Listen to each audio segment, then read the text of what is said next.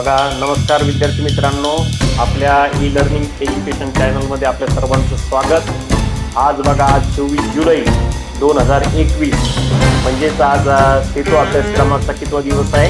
24वा दिवस आहे. तर आजच्या या 24व्या दिवसाची PDF ची लिंक आहे ती मी तुम्हाला PDF जे आहे ते आपल्या ग्रुपवर मी शेअर केलेला आहे. बघा, आजचा जो 24 जुलैचा जो अभ्यास आहे तो काय आहे तो आपल्याला बघायचा आहे. बघा, 24 जुलै म्हणजे 2021 आजचा आपल्या सेतू अभ्यासक्रमाचा जो अभ्यास आहे, इथं जरी दिलेला असला 25वा तरी आपण रविवारी सुद्धा आपण याचा सेतू अभ्यासाचा अभ्यास घेणार आहोत. त्यामुळे हा 24वाच दिवस आहे.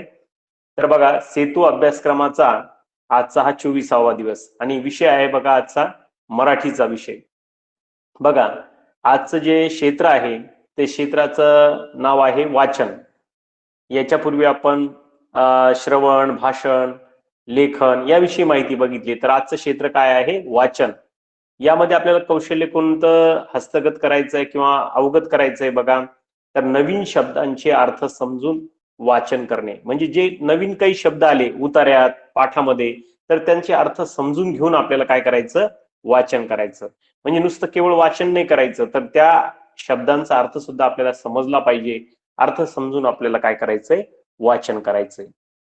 बघा, त्याच्यानंतर अध्ययन निष्पत्ती काय सांगितली? बघा, की नव्या शब्दाविषयी जिज्ञासा व्यक्त करतात. म्हणजे मुलांमध्ये तुम्हाला काय निर्माण झाली पाहिजे? जो एखादा नवीन शब्द तुम्हाला वाटला तर त्याच्याविषयी तुम्हाला उत्सुकता निर्माण झाली पाहिजे की याचा अर्थ काय नेमका. त्या शब्दाचा अर्थ जाणून घेण्यासाठी शब्दकोशाचा वापर करता आला पाहिजे. मराठी शब्दकोश, जसं इंग्रजीची डिक्शनरी असते तसंच मराठीचा सुद्धा शब्दकोश आहे समानार्थी शब्दांचा, तो आपल्याला वापरता आला पाहिजे. त्याच्यानंतर बघा, अध्ययन निष्पत्ती दुसरी काय सांगितलीये? की वाचन मराठी भाषेतील बारकावे, रचना त्यांच्याकडे लक्ष देऊन त्यांचे कौतुक करतात. उदाहरणार्थ, कवितेतील गेयता म्हणजे काय? चालीवर कविता म्हणता आली पाहिजे. कथेतील व निबंधातील वाक्प्रचार, म्हणी, सुविचार यांचा सुद्धा आपल्याला वापर करता आला पाहिजे आणि ते लक्षात राहिले पाहिजे. त्याच्यानंतर बघा, जाणून काय घ्यायचं आहे आपल्याला? बघा, आता एक कृती करायची, शब्द, म्हणी आणि वाक्यप्रचार यांची यादी करून वाचन करायचे. बघा, आतापर्यंत आपण अनेक शब्द ऐकलेले, वाचलेले, नंतर म्हणी सुद्धा ऐकलेले आहेत आणि वाक्प्रचार सुद्धा ऐकलेले आहेत, वाचलेले आहेत. तर यांची काय करायची? तुम्हाला यादी करायची आणि त्यांचं वाचन करायचं. म्हणजे एक प्रोजेक्ट सारखं, प्रकल्पासारखं तुम्हाला हे काम करायचं आहे. बघा, त्यासाठी तुम्ही काय करा? प्रत्येक विद्यार्थ्याला इयत्ता 6वीच्या पाठ्यपुस्तकातील पाठाचे वाटप करून म्हणजे त्यातील नवीन शब्द, म्हणी, वाक्प्रचार यांची यादी तयार करण्यास सांगावे. म्हणजे बघा, आणि ते लिहून त्याचं प्रकट वाचन घ्यायचं. आता उद्याच्या तासिकेमध्ये आपण त्याचं वाचन घेणार आहोत. तर तुम्ही काय करायचं? इयत्ता 6वीचं जे पाठ्यपुस्तक असेल, इयत्ता 6वीचं, त्याच्यामधील जे नवीन शब्द आले त्यांचे एक संच तयार करायचा. म्हणी जे जितक्या आल्या तितक्या त्यांचा संच करायचा, संग्रह करायचा, वाक्प्रचारांचा संग्रह करायचा आणि ते लिहून घ्यायचे. आणि नंतर आपण उद्याच्या तासिकेमध्ये याचं काय करणार आहोत? प्रकट वाचन करणार आहोत. बघा, त्याच्यानंतर काय करायचंय? तुम्हाला सक्षम बनायचंय. म्हणजे अजून काय करायचंय? तर त्याच्यातून काय तयार होणार? तुमचा शब्दकोश बनवून शब्दकोशातील शब्दाचे अर्थ शोधून लिहिणे आणि त्यांचे वाचन करणे. बघा, आता हे जे तुमची शब्दसाठा तयार झालेला आहे त्याचा एक शब्दकोश तयार होईल आणि जो शब्द तुम्हाला येणार नाही तो शब्दकोशातून तुम्हाला बघून त्याचा अर्थ बघून लिहिता येईल, त्याचं वाचन करता येईल. बघा, त्यासाठी कार्यपद्धती काय सांगितली? विद्यार्थ्यांनी लेखन केलेले शब्द आकार, विल्हे यानुसार त्यांची मांडणी करून घ्यावी. म्हणजे बघा, जे शब्द तुम्ही लिहिणार आहात ना त्यांची आकार विल्ह्यानुसार म्हणजे काय? जे मुळाक्षरानुसार तुम्ही त्याची काय करायची? मांडणी करायची. म्हणजे कसं करायची? अ पासून सुरुवात झालेले अ वाले शब्द कोणते आहेत, आ वाले कोणते आहे नंतर घ्यायचे, नंतर ई, अशासारखे तुम्ही त्याची काय करायची? आकार विल्ह्यानुसार त्यांची मांडणी करायची. परत अ मध्ये सुद्धा परत नंतर दुसरा नंबरचा शब्द येणारा जो आहे तो सुद्धा त्या मुळाक्षरानुसार आहे का ते सुद्धा बघून त्याचं तुम्ही काय करायची? मांडणी करायची. आणि एक छोटासा का होईना नवीन शब्दाचा शब्दकोश तयार करायचा. आणि विद्यार्थ्यांनी तयार केलेल्या या शब्दकोशातील शब्दाचे अर्थ शोधण्यासाठी विद्यार्थ्यांना काय करायचं? म्हणजे तुम्हाला शब्दकोश आणि इतर साहित्य उपलब्ध करून द्यावे. म्हणजे बघा, त्यासाठी तुम्हाला सांगितले तर 6वीचं पाठ्यपुस्तक बघा, अथवा आपल्या दीक्षा ऍपमध्ये जाऊन तुम्हाला पाठ सुद्धा पाहता येणार आहे, त्याच्यात त्या पाठाचा अभ्यास करा. त्यानंतर विद्यार्थी स्वतः त्याचे अर्थ शोधून ते शब्दकोशामध्ये लिहितील आणि त्याचे वाचन करतील. आणि यावेळी शिक्षकांनी सुलभन करावे. म्हणजे मी तुम्हाला सांगणार आहे, नंतर तुम्ही जे शब्द लिहिणार आहात, वाचन करताना काही कोणता शब्द अडला, त्याचा अर्थ आला नाही, तर मी तुम्हाला निश्चितच सांगणार आहे. त्यासाठी मात्र तुमचा शब्दकोश तुम्ही तयार करायचा. शब्दकोश म्हणजे काय? डिक्शनरी तयार करायची. इंग्रजी भाषेत सांगायचं म्हणजे डिक्शनरी. कारण की शब्दकोश हा तुम्हाला लवकर समजणार नाही, परंतु डिक्शनरी म्हटलं की लगेच कळलं. इंग्रजीत आपण जशी डिक्शनरी करायचो, डिक्शनरी वाचायचो, त्याप्रमाणे मराठी सुद्धा शब्दकोश, त्याला असं शब्द आहे. म्हणजे शब्दांचा तुम्ही संग्रह तयार करायचा, शब्द आणि त्याचा अर्थ. बघा, त्याच्यानंतर सराव करायचा. बघा, तुम्हाला शब्दकोशातील शब्दांचे, म्हणींचे आणि वाक्प्रचारांचे अर्थासह गटात प्रकट वाचन घेणे. नंतर आपण वाचन घेणार आहोत उद्याच्या तासिकेमध्ये. बघा, कार्यपद्धती काय आहे? शब्दकोशातील कठीण शब्दांचे प्रकट वाचन करून दाखवावे. वाक्प्रचार व म्हणी यांचे योग्य वाचन कसे करतात हे उदाहरणासह मांडावे. यानंतर वर्गातील उत्तम वाचन करणाऱ्या विद्यार्थ्यांना शब्द, म्हणी आणि वाक्प्रचार आणि त्यांचे अर्थ प्रकट वाचन करण्याची संधी द्यावी. ती आपण संधी निश्चितच देणार आहोत.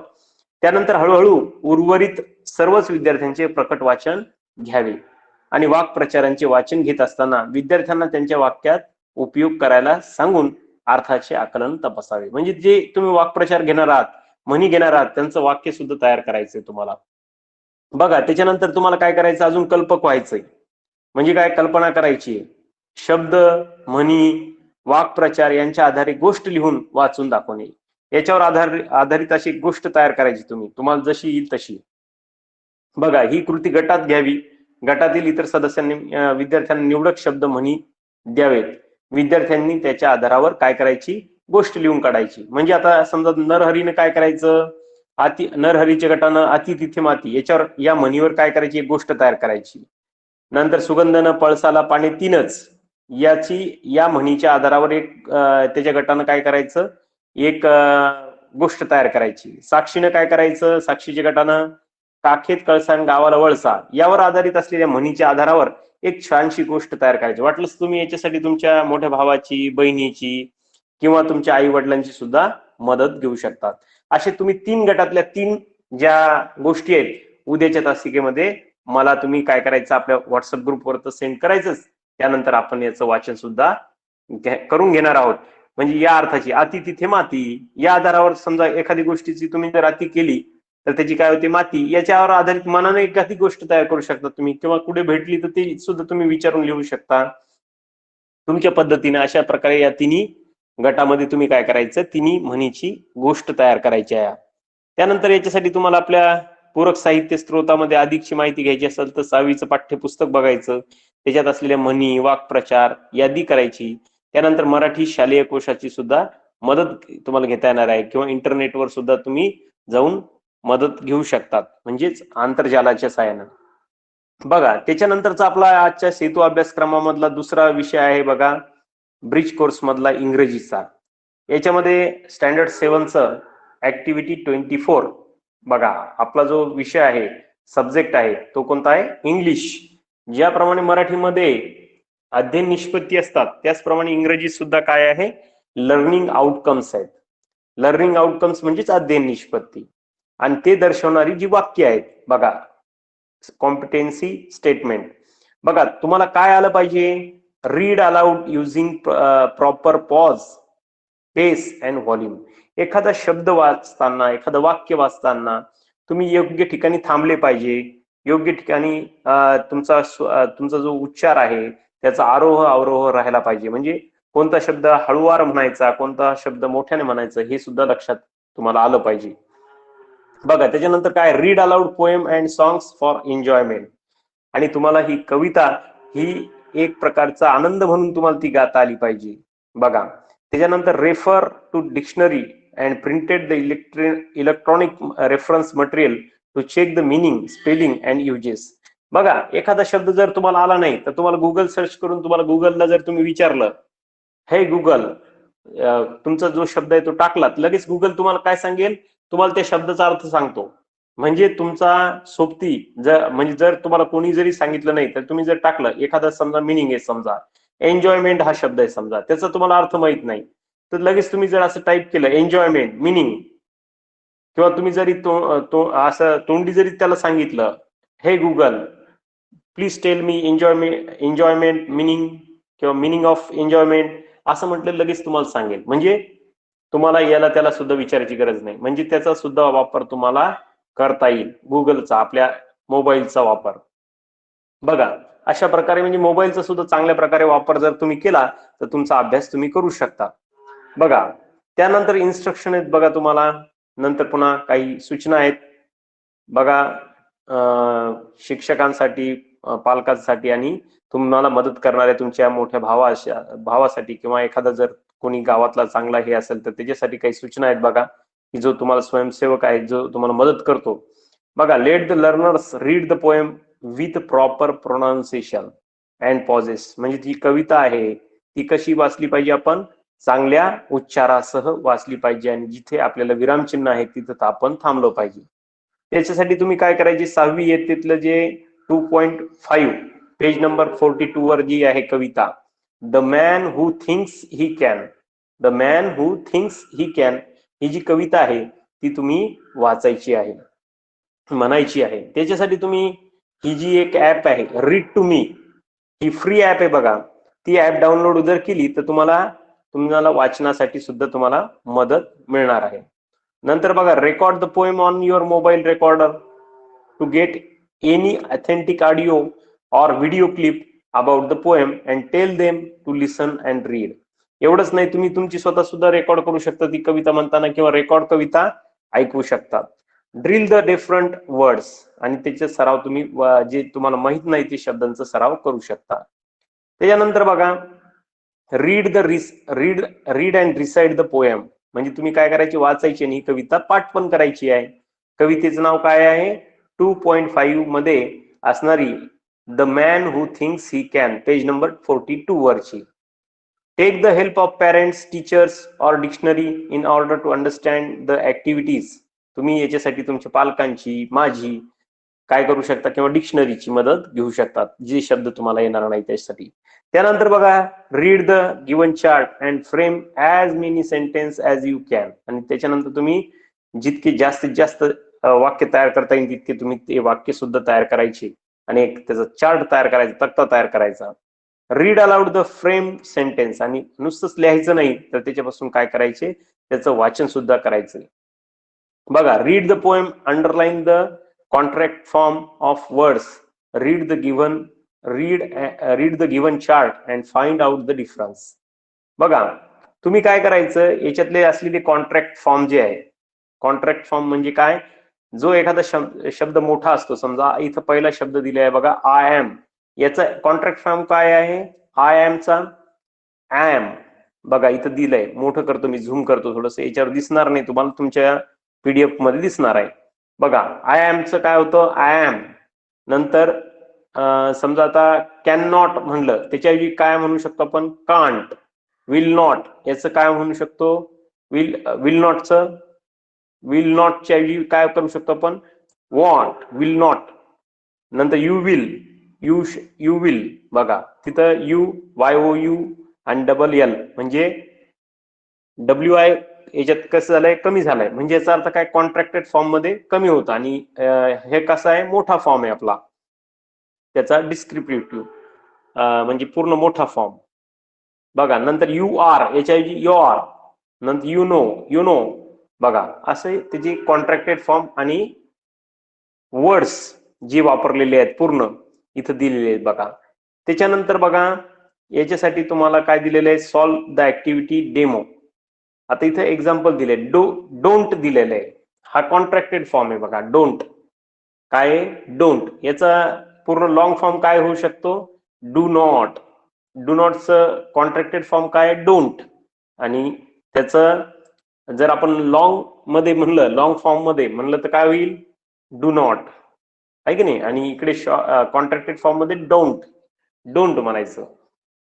आता असे शब्द तुम्हाला ते काय करायचे, कॉन्ट्रॅक्टेड फॉर्मचे आलेले जे आहेत ते त्याचा सराव करायचा. Read the poem, underline the contracted forms and the words, read the given chart and find out the difference.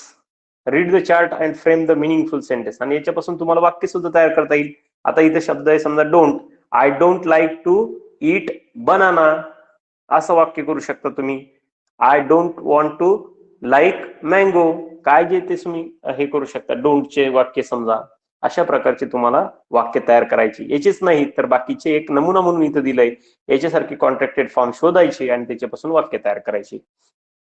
त्याच्यानंतर बघा याच्यासारखीच आता तुम्ही काय करायची, ही कविता copy the poem on cardboard and paste it in front of your study table and read it time to time. आणि तुम्ही काय करायची, आता पाठ कशी होणार आहे, तुमच्या समोर जर तुम्ही एखाद्या कार्डबोर्डवर ही कविता काय केली, लिहिली किंवा त्याच्यावर पेस्ट केली, तर तुमच्या समोर जर स्टडी टेबलच्या समोर जर ठेवली, दररोज तुम्ही जर वाचलंय तर निश्चितच टाइम टू टाइम जर वाचलं तर तुम्हाला निश्चितच पाठ करायची सुद्धा गरज पडणार नाही, तुमची आपोआप पाठ होऊन जाणार आहे, कारण की ती सदैव तुमच्या समोर राहणार आहे. त्याच्यासाठी बघा इथं एक क्विज पण दिलंय, ते गुगल क्विज वर जाऊन तुम्ही प्रश्न सोडवू शकतात. त्याच्यानंतर दीक्षा ऍपची सुद्धा लिंक दिलेली आहे, ती लिंक वर जाऊन सुद्धा तुम्ही काय करू शकता, आपलं ही जी कविता आहे ती पाहू शकता, ऐकू शकता. आज आपण काय शिकलो याच्यातून, I can recite the poem, मी कविता पाठांतर करायला शिकलो. त्यानंतर काय, I can write the contracted form of the words, आणि शब्दांचे कॉन्ट्रॅक्टेड फॉर्म काय करण्यास शिकलो, लिहिण्यास शिकलो. अशा गोष्टी आपल्या इंग्रजीच्या आजच्या 24व्या दिवशी आपण पाहिलेल्या आहेत. त्याच्यानंतर बघा तिसरा विषय आपला सेतू अभ्यासक्रमाचा, आपल्या ब्रिज कोर्स मधला आजच्या 24व्या दिवसाचा, तो आहे गणिताचा. आपल्या 7वी इयत्तेचा गणिताचा 24व्या दिवसाचा काय अभ्यास आहे बघा. आपला घटकाचं नाव आहे उपघटकाचं मसावी. संख्यांवरील क्रिया हाच घटक आपण बघतोय, त्याच्यावरची असलेले उपघटक मसावी. काल आपण विभाज्यतेच्या कसोट्या बघितल्या होत्या बघा. आपण काल 2 ची कसोटी, 3 ची कसोटी, 4 ची कसोटी, 5 ची कसोटी, त्याच्यानंतर आपण 9 ची कसोटी आणि 10 ची कसोटी, आपण या सर्व कसोट्या बघितल्या. त्या कसोट्या विभाज्यतेच्या कसोट्या आपण बघितल्या. तर आता आज आपल्याला काय बघायचं बघा, थोडं समजून घ्यायचं आपल्याला विभाजक आणि विभाज्य. तर बघा विभाजक कशाला म्हणायचं आणि विभाज्य कशाला म्हणायचं. आपलं घटकाचं नाव आहे मसावी. मसावीचं काय पूर्ण जर आपण म्हटलं तर महत्तम सामायिक विभाजक. तर बघा आता मसावी कसं, त्याच्या आधी अगोदर आपल्याला विभाजक आणि विभाज्य हे समजून घेणं आवश्यक आहे. बघा आता 45 ला 5 ने भागल्यावर बाकी 0 येते, म्हणजे भागितल्यानंतर बाकी काय येते, 0 येते. आणि म्हणून 5 हा काय झाला, 45 चा विभाजक आहे. म्हणजे ज्यावेळी 45 ला आपण 5 न भागितलं त्यावेळी काय राहिलं, बाकी 0 राहते. म्हणून 5 हा काय झाला, 45 चा विभाजक आहे. आणि 45 ही संख्या 5 ने काय आहे, विभाज्य आहे. म्हणजे 45 ही संख्या काय आहे, 5 ने विभाज्य. म्हणजे 45 ही काय झाली, विभाज्य, आणि 5 ने त्याला भाग जातो म्हणून तो काय झाला, विभाजक. म्हणजे लक्षात ठेवायचे 45 चे विभाजक म्हटलं की काय येणार आहे, 1. म्हणजे 45 ला 1 न तर प्रत्येक संख्येला 1 न भाग जातो. त्यानंतर 3 च्या पाढ्यात सुद्धा आहे 45 म्हणून 3. नंतर 3 न, कारण 3 ची कसोटी आपण बघितलेली, अंकाची बेरीज करा, 4 आणि 5 किती झाले, 9. 9 हे 3 च्या पाढ्यात आहे म्हणजे 3 त्रिक 9. त्यानंतर 5 न सुद्धा जातो, कारण शेवटी अंकाच्या शेवटी एकक स्थानी 5 आहे म्हणून 5 न भाग जाणार, म्हणजे 1, 3, 5. नंतर 9 सुद्धा आहे बघा. 9 ची कसोटी काय सांगते, अंकाची बेरीज करा, 4 आणि 5 9. 9 न 9 ला भाग जातो म्हणून 9 सुद्धा आहे. त्याच्यानंतर बघा 15 न सुद्धा, 10 का नाही घेतले आपण, कारण की 10 न भाग जात नाही, 11 न जात नाही, 12 न जात नाही, 13 न जात नाही, कारण की निशेष भाग गेला पाहिजे. आपल्याला भाग जातो परंतु निशेष भाग गेला पाहिजे, म्हणजे काय, बाकी 0 राहिली पाहिजे. 15 न जातो बघा, 15 त्रिक 45, बाकी 0 राहते, आणि शेवटी तोच अंक 45. 45 एक 45. तसंच आता 36 चे विभाजक सुद्धा करायचे. प्रत्येक 36 चे विभाजक सुरुवातीला 1 हा सगळ्यांचा विभाजक असतो. आता 36 मध्ये एकक स्थानी 6 आहे, म्हणजे याला 2 ची कसोटी आपल्याला लागू होते, म्हणजे 2 न भाग जातो म्हणून 2 लिहिले. नंतर अंकाची बेरीज केली, 6 आणि 3 9, म्हणजे 3 न भाग जातो. त्यानंतर 4 ची कसोटी काय सांगते की एकक आणि दशक संख्यांची जर बेरीज, एकक आणि दशक संख्येला जर 4 न भाग जात असेल तर त्या पूर्ण संख्येला किती भाग जातो, 4 न जातो, म्हणजे 4 9 36 म्हणजे जातो. 6 न पण जातो, 6 6 36 म्हणजे, आणि 9 चोक 36, कारण की अंकाची बेरीज केल्यावर जातो. 9 1 6 3 9, 9 1 9 म्हणजे 9 चोक 36. त्यानंतर 12 न जातो, 12 36 निश्चेष भाग जातो आणि 18 दुनी 36 निश्चेष भाग जातो आणि 36 एक 36. अशा प्रकारे हे झाले आपले, आपण यांची विभाजक लिहिले, 45 ची विभाजक आणि 36 ची विभाजक. सर्वप्रथम आपल्याला हे समजलं का की विभाजक कशाला म्हणायचं आणि विभाज्य कशाला म्हणायचं. तर विभाजक कशाला म्हणायचं, ज्यावेळी आपण 45 ला 5 न भाग दिला त्यावेळी 5 न 45 ला निश्चेष भाग गेला आणि बाकी काय राहिली 0, म्हणून 5 हा काय झाला त्याचा विभाजक, आणि ज्याला भाग दिलाय कोणाला दिला भाग 45 ला, म्हणून तो झाला विभाज्य. त्याच्यानंतर आपण याचे विभाजक काढले. आता आपल्याला 45 आणि 36 चे सामायिक विभाजक लिहायचे. बघा आता त्याच्यानंतर मग सामायिक कोणते आहे, एक सामायिक आहे, नंतर याच्यानंतर 3 सामायिक आहे बघा, त्याच्यानंतर बघा कोणता आहे 4 नाहीये, नंतर 9 आहे बघा, नंतर त्याच्यानंतर कोणताही सामायिक नाही. म्हणजे किती आहे, कोणते सामायिक आहे, फक्त 1 3 नंतर 9, हे सगळे काय आहेत सामायिक आहेत. आता याच्यातला सगळ्यात मोठा कोणता आहे 9, म्हणून याची मसावी काय झाली 9. त्याच्यानंतर बघा महत्तम सामायिक, किंवा त्याला सामायिक म्हणजे काय दोघांमध्ये कंबाईन, महत्तम सामायिक किंवा त्याला दुसरा शब्द आहे साधारण विभाजक म्हणजेच काय मसावी. पण जास्ती महत्तम सामायिक, महत्तम म्हणजे काय मोठ्यात मोठा, सामायिक म्हणजे काय सारखा. म्हणजे जसं आता वरती बघितलं आपण, वरती 45 ची विभाजक आणि 36 ची विभाजकामध्ये सामायिक काढले पहिले, आणि त्या सामायिक विभाजकामध्ये सगळ्यात मोठा कोणता होता 9, म्हणून त्याचा आपण मसावी किती लिहिला 9. त्याचप्रमाणे मग हे लक्षात ठेवायचं, मसावी म्हणजे काय महत्तम सामायिक विभाजक. बघा दिलेल्या संख्यांचा मसावी काढणे म्हणजे संख्यांच्या विभाजकांची यादी करून त्यातील सर्वात मोठा विभाजक शोधणे. जसं उदाहरणार्थ 12 आणि 18चा मसावी शोधा, त्यासाठी 12ची विभाजक लिहिली आपण 1 2 3 4 6 आणि 12. कसे केले तुम्हाला सांगितलं, कसोटी वापरून तुम्हाला ते लिहायचे. त्याच्यानंतर 18चे 1 2 3 6 9 आणि 18, याच्यातले सामायिक कोणते आले, मग 1 आहे, वरती पण आहे 12 मध्ये आणि 18च्या याच्यामध्ये पण आहे, म्हणजे 1 आला, 2 आहे, नंतर 6 आहे. हे सर्व लिहिले सामायिक विभाजक आले. आता याच्यातला सगळ्यात मोठा कोणता आहे 6, म्हणून याचं मसावी काय झाला 12 आणि 18चा 6, असं लक्षात ठेवायचं. त्याच्यानंतर याच्यावर सराव करायचा तुम्हाला. चला सराव करूया. दिलेल्या संख्यांचा मसावी शोधा. आता 36 आणि 42चा तुम्ही मसावी शोधायचा आहे. त्याच्यानंतर त्याचे सामायिक विभाजक अगोदर काढा आणि नंतर त्याच्यातला मग नंतर सगळ्यात मोठा सामायिक विभाजक काढून दिलेले आहेत, फक्त त्याच्यातला मोठा कोणता आहे तो बघा. याच्यात 6 दिसतोय, म्हणजे 6 हा काय झाला सगळ्यात मोठा आहे, म्हणून मसावी याचा काय झाला 36 आणि 42चा 6. अशा प्रकारे तुम्हाला हे खाली जे गणित दिले 27 36 40 35 आणि 24 25, नंतर 5वं गणित आहे 42 56 52 78, हे सगळे तुम्हाला सोडवायचे आणि आपल्या व्हॉट्सअप ग्रुपवर टाकायचे. काही अडचण आली तर मी तुम्हाला सांगणार आहे. बघा त्यानंतर हे सुद्धा दिलेले तुम्हाला हे प्रश्न, हे सुद्धा सोडवायचे. दिलेल्या संख्यांचा मसावी शोधा. या अधिकची माहिती लागली तुम्हाला समजा तर ही लिंक दिलेली बघा दीक्षा ॲपची, ती सुद्धा तुम्ही त्याला क्लिक करून तुम्ही दीक्षा ॲप मध्ये अजून मसावी म्हणजे काय हे समजून घेऊ शकता. आता याच्यातून तुम्हाला काय समजलं, तर मला दिलेल्या संख्यांचे सर्व विभाजक लिहिता येतात आणि त्यांची सामायिक विभाजक सुद्धा शोधता येतात, आणि त्याच्यावरून मग मला काय करता येते, तर मला मसावी काढता येते. आपण बघितलं. अशा प्रकारे आज सेतू अभ्यासाचा हा 3रा विषय आपण बघितला गणिताचा. आता याच्यानंतर बघा 4था विषय आता आपल्या सेतू अभ्यासक्रमाचा आहे, आपल्या ब्रिज कोर्स मधला विज्ञान विषयाचा, आजच्या 24व्या दिवसाचा. बघा थोडासा सराव करायचा आहे आपल्याला. बरं बघा, जरा डोके चालवा. खाली चित्र पाहून विस्थापन कार्य आणि बल यांचा परस्पर संबंध थोडक्यात लिहा. बघा इथं योग्य पर्यायाची निवड करायची तुम्हाला. इथं पर्याय सुद्धा दिलेले आहे. पदार्थाच्या अंगी असणारी कार्य करण्याची क्षमता म्हणजे काय, ऊर्जा, विस्थापन आणि बल, याच्यापैकी काय येणार आहे उत्तर. पदार्थाच्या अंगी असणारी कार्य करण्याची क्षमता म्हणजे काय, तर याचं उत्तर आहे ऊर्जा.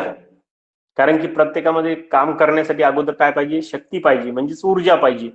त्याच्याशिवाय कोणतंही कार्य होऊ शकत नाही. मग याच्यातलं काय लिहायचं, ऊर्जा. एका मजुराने 4 पाट्या खडी 100 मीटर अंतरावर वाहून नेली. एका मजुराने 4 पाट्या खडी काय केली, 100 मीटर वाहून नेली, अंतर वाहून नेली. जर त्याने 2 पाट्या खडी त्याच व्यक्तीने जर 2 पाट्या खडी 200 मीटर अंतरावर वाहून नेली तर कार्य कसं घडेल? जास्त घडेल का कमी घडेल? तर बघा, एका मजुराने काय केलं, 4 पाट्या खडी 100 मीटर अंतरावर वाहून नेली आणि जर त्याने 2 पाट्या खडी 200 मीटर अंतरावर वाहून नेली, किती? 2 पाट्या, आणि इकडे किती नेल्या होत्या? 4 पाट्या, हे 100 मीटर, आणि तिकडे किती मीटर नेली? 200 मीटर. तर कार्य कसं होईल? समान होईल का अधिक होईल? ते तुम्हाला लिहायचं इथं. तर बघा, कार्य तेवढंच होणार आहे, समान होणार आहे, फक्त अंतर काय मात्र इकडे 100 मीटरवर त्यांनी काय केलंय? 4 पाट्या नेल्या, आणि इकडे 2 पाट्या कुठे नेल्या? 200 मीटरवर. म्हणजे कार्य सारखं आहे, फक्त अंतर मात्र जास्त आहे. त्यानंतर डोकं चालवा. प्रत्येक क्रिया करताना बल लावणे आवश्यक आहे का? तर हो. प्रत्येक कार्य करत असताना तुम्हाला बलाशिवाय कोणतंही कार्य होणार नाही.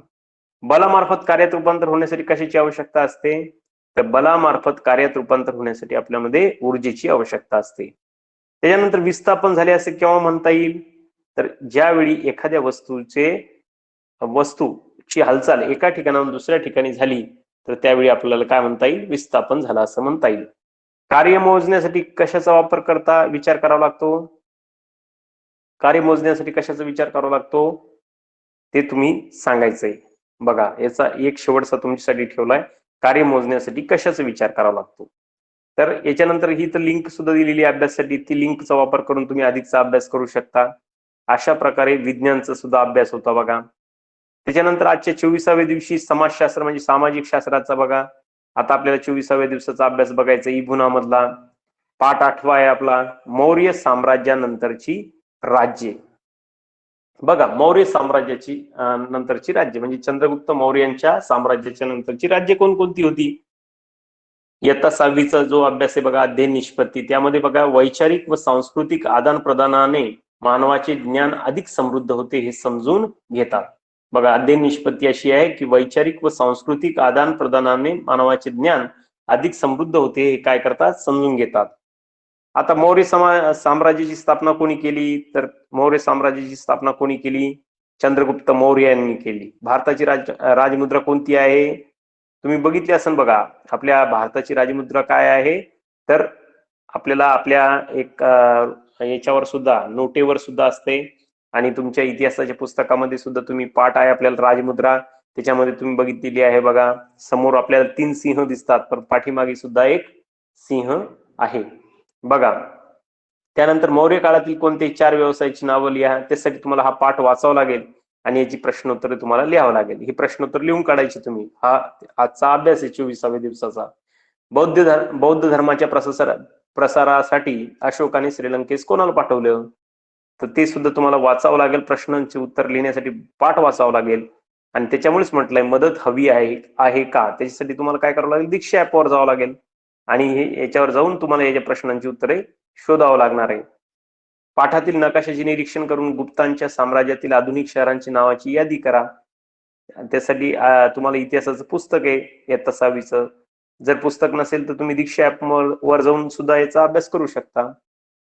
त्याच्यानंतर बघा, पाठातील विविध ग्रंथ आणि ग्रंथकार यांच्या नावाची यादी करा. ईशान्य भारतातील राजसत्ताविषयी माहिती लिहा.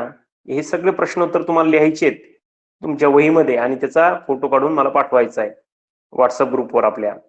आणि जो प्रश्न आला नाही त्याचे उत्तर आपण बघणार आहोत. वरील कृती केल्यावर तुम्हाला मौर्य साम्राज्यानंतरची राज्य या पाठात काय समजले ते थोडक्यात तिथे लिहायचं. त्यासाठी पुन्हा दीक्षा ऍपची लिंक दिली, त्याला क्लिक केल्यानंतर तुम्हाला पूर्ण पाठ हा जो आहे मौर्य साम्राज्यानंतरची राज्य हे तुम्हाला मिळणार आहे बघा. बघा, याच्यानंतरचा आपला जो शेवटचा सेतू अभ्यासक्रमातला ब्रिज कोर्स मधला विषय आहे तो म्हणजे हिंदी. देखो, दिन हमारा है 24वां और क्षेत्र का नाम है भाषा विकास कौशल. हम अवगत करने वाले देखो श्रवण संभाषण. इसमें क्या है? देखो, अध्ययन निष्पत्ति जो दी है, देखो, दैनिक लेखन भाषण संभाषण में उपयोग करने हेतु दैनंदिन घटना को अपनी भाषा में प्रस्तुत करते हैं. आओ पता करें. दिए गए चित्र का वर्णन करवाए. देखो, ये चित्र आपको दिखाई दे रहा है, यहाँ पे क्या है? नरहरि, क्या दिखाई दे रहा है? आपका माइक ऑन करो. ये चित्र किस प्रकार का आपको लगता है ये चित्र किसका है, क्या कर रहे हैं? यहाँ पे जो दिखाई दे रहा है आपको चित्र, नरहरि माइक चालू करो। नरहरि सुगंध है क्या? सुगंध है क्या? देखो इस चित्र में क्या है, मैं समझाता हूं। देखो इस चित्र में देखो योगासना की जो प्रकार है, कसरत है, उनके यहाँ पे चित्र दिए हैं। कसरत कर रहे हैं, देखो यहाँ पे जो लड़के हैं, लड़कियां हैं, छात्र है, छात्राएं हैं, वो कसरत कर रहे हैं। देखो, और कसरत करने के फायदे भी बहुत से है। अपना शरीर अच्छा रहता है, हमारी शरीर का जो हमारा जो आरोग्य है वो भी अच्छा रहता है। इसीलिए योगा करना चाहिए और उसके जो आसन है वो करने चाहिए और उसमें सातत्य रहना चाहिए, नियमितता रहनी चाहिए। बाद में देखो आओ सक्षम बने, कसरत एवं पैदल चलने के फायदे पर चर्चा करो। देखो आप अगर कसरत करते हैं, पैदल चलते हैं, तो आपकी जो आरोग्य है वो भी अच्छा रहेगा। चलने के फायदे बहुत से हैं। आपके शरीर में जो कोलेस्ट्रॉल बनता है उसको हम कम कर सकते हैं। उसके अलावा आपका जो हमारा जो दिल है, यानी कि उसको हृदय बोलते हैं, हार्ट बोलते हैं, उसको भी चलने का आप जितने चलेंगे, पैदल चलेंगे, उतना उसको फायदा रहता है। देखो कसरत प्रकारों को पर चर्चा करो। हम कसरत देखो, प्राणायाम है, देखो कपाल भारती है, धनुरासन है, शवासन है, योगासन में अलग अलग है, सूर्य नमस्कार है। आप जो है वो सब आसन करनी चाहिए। फेफड़ों के लिए कौन सा आसन करना चाहिए? अनुलोम विलोम करना चाहिए। देखो इससे हमारी जो आरोग्य है वो अच्छा रहता है। देखो आओ अभ्यास करें, आओ सृजन करें, यानी कि आपको ये सब करने का है। स्वमत लिखने का है, आपका क्या मत है? स्वास्थ्य ही संपदा है। अगर आपका स्वास्थ्य अच्छा होगा तो क्या है उस ये संपदा, यानी कि संपत्ति की जैसा है। अब आपका अगर स्वास्थ्य अच्छा है तो सब संपदा है आपके पास। देखो इसके लिए आप पूरक साहित्य दीक्षा ऐप की सहायता से सूर्य नमस्कार की जानकारी हासिल कर सकते हो। इस तरह से ये हमारा पूरा सेतु अभ्यासक्रम का आज का पूरा हमने क्या किया, अध्ययन किया। देखो तो ये जो पूरा अध्ययन हमने किया है आज का सेतू अभ्यासाचा, जे आपण आज सर्व अभ्यास केलेला आहे, तर तुम्ही काय करायचं आहे, तो तुम्ही आपल्या या सेतू अभ्यासाचा पूर्ण अभ्यास करायचा आणि जी प्रश्नोत्तर आहे, जे काही गणित आहेत ती सोडवायची आणि ते आपल्या व्हॉट्सअप ग्रुपवर काय करायची आहे, पाठवायची आहे बघा। आणि ज्या प्रश्नामध्ये अडचण येणार आहे त्या प्रश्नांची मी काय करणार आहे, तुम्हाला त्याची उत्तर देणार आहे। जी अडचण आली त्याची उत्तर मी पूर्ण सांगणार आहे। तुम्ही ते फक्त ग्रुपवर काय करा, पाठवा। धन्यवाद।